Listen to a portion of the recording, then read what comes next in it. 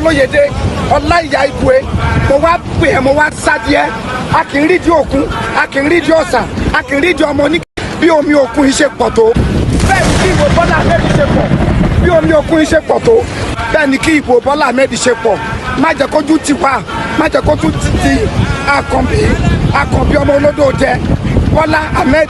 Jagaban òun ni kò jẹ́ ó jáwé olúborí kó di president orílẹ̀-èdè Nàìjíríà ìyà tó ń jẹ wá ìwọ Ọlọ́run wá ká gbogbo ìyà yìí kúrò mo dìídì wá mi ò lè sùn mọ́jú mi ò lè sùn mọ́jú mi ò lè sùn mi ò lè wo